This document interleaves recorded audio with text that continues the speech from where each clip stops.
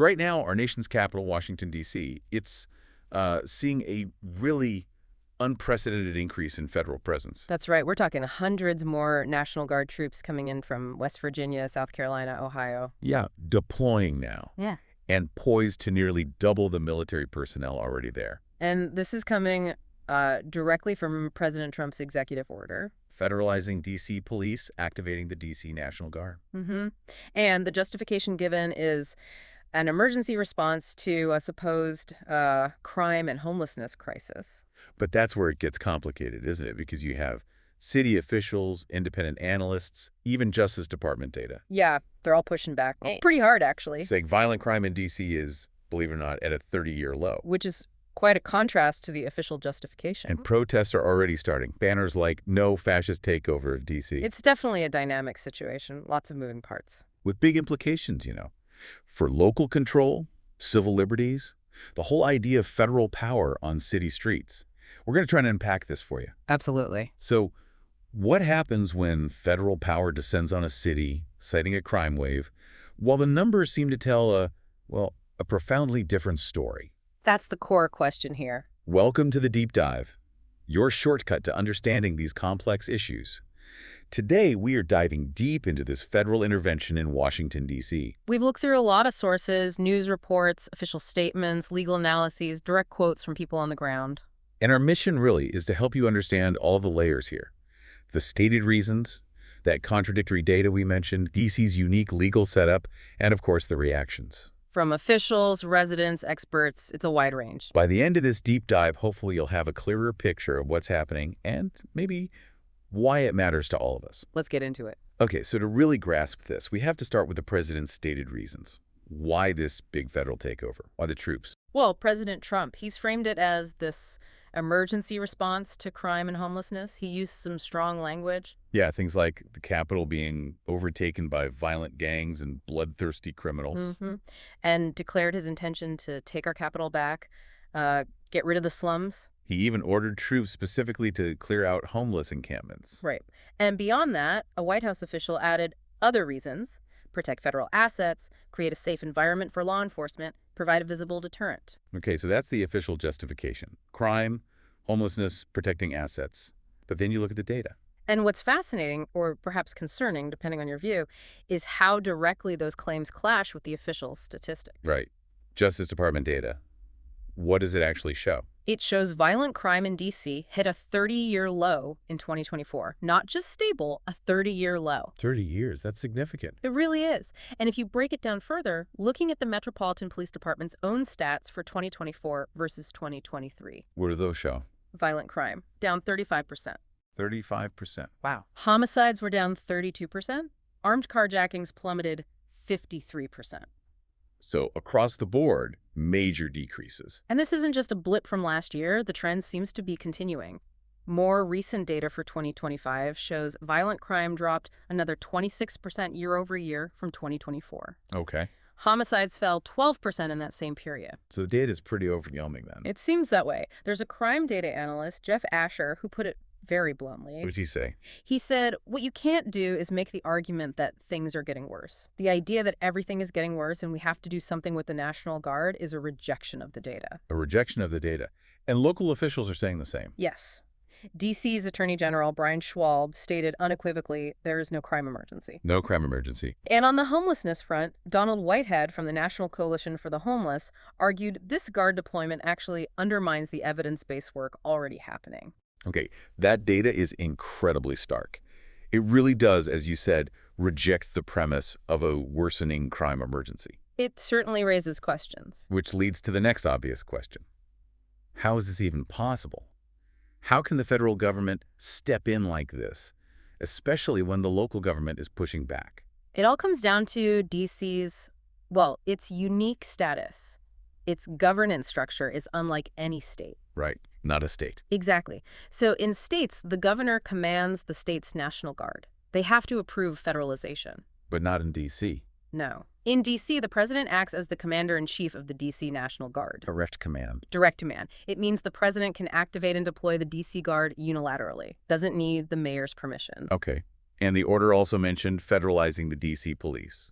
Yes, that's another layer, bringing local police under direct federal command. And some see this whole action as potentially going against the spirit, if not the letter, of the D.C. Home Rule Act from 1973. Which was meant to give D.C. more self-governance. Right. Precisely. Granting legislative and administrative powers. So this federal override is seen as a challenge to that. So if we connect this to the bigger picture, what does this unique power mean in practice? It effectively lets the federal government bypass the usual checks and balances you see in federal-state relationships. It makes D.C., you could argue, a sort of strategic location for asserting federal authority, maybe over local policies that the administration disagrees with. And using the military for crime patrol? Is that normal? Experts say it's highly unusual, really an unprecedented use of military forces for what's being called routine crime patrol. And the scale? How many troops are we talking about now? Initially, there were about 800 D.C. Guard members activated. These new deployments from the other states, West Virginia, South Carolina, Ohio, they bring the total up to around 1,500 personnel. 1,500? That's a pretty significant presence on D.C. streets for policing duties. It is a substantial military footprint for a civilian mission. Given how unusual this is, and the data we just talked about, what's the reaction been like on the ground? How are D.C. officials, residents, experts taking this?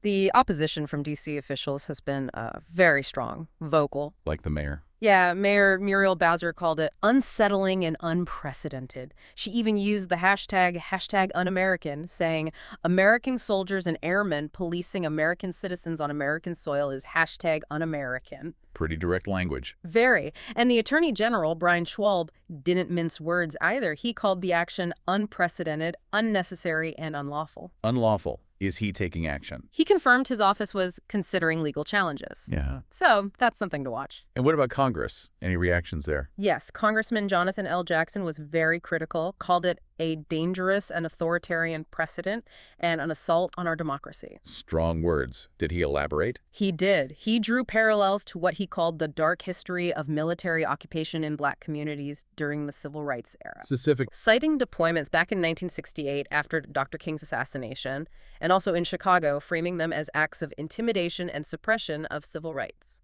So historical context is being brought in. Definitely.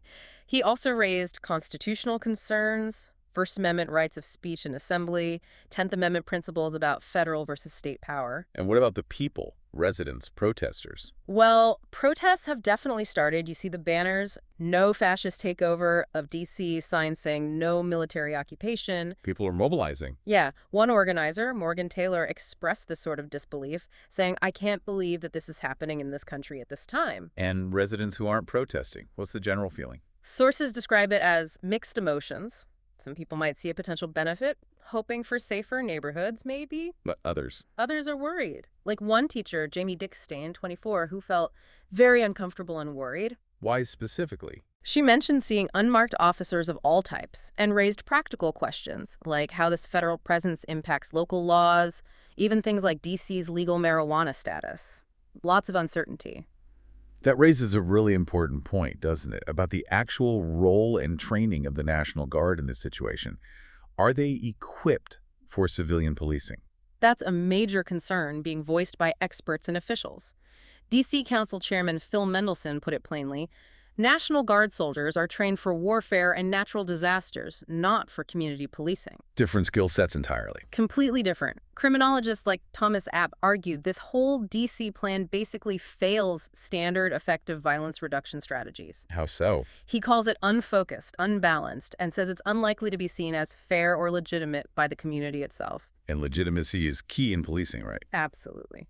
David Kennedy, a professor at John Jay College of Criminal Justice, warned it could actually backfire. Backfire how? By eroding the community's trust in policing generally, which, paradoxically, could even lead to spikes in violence down the line. So the experts are pretty clear. Guard troops aren't trained for this specific job. That's the consensus, yeah. They lack the specific de-escalation, community engagement, and local law enforcement training. Is there any counter-argument? Could just having uniforms on the street, even military ones, act as a deterrent? Some might argue for a general deterrence effect from any visible presence, sure. But the experts we're seeing weigh in are largely emphasizing the downsides here. Like the lack of specific training. Exactly. and the potential damage to community trust, which they see as crucial for long-term safety. Effective crime reduction usually involves targeted strategies, community buy-in, specialized policing, things this deployment might lack or even undermine. And wasn't there a change regarding whether the troops would be armed? Yes, that's another significant development. Initially, defense officials said the troops wouldn't carry weapons. But that changed. It did. Now, the reporting is they are preparing to carry weapons.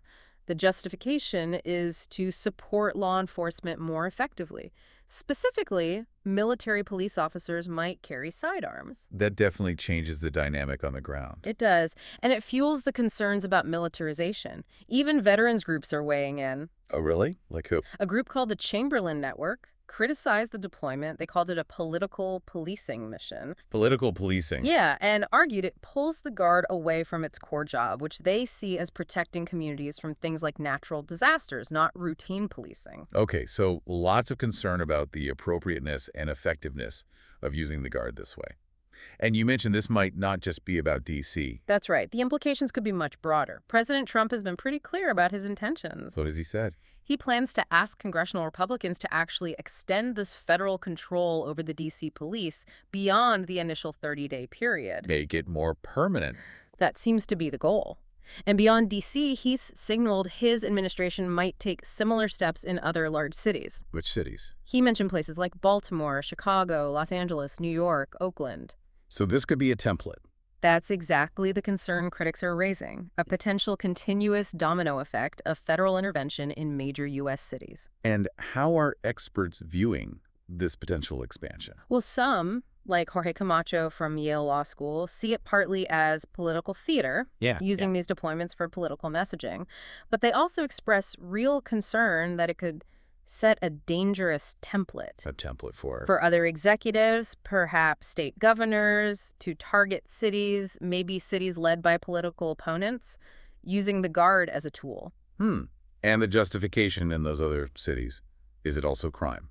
That seems to be the implication, but it's important to note, just like in D.C., the actual crime data in many of those cities also shows decreases recently. So again, a potential disconnect between the rhetoric and the numbers. Yes, which deepens the questions about the underlying motivations for these potential future actions. Okay, so let's try to wrap this up.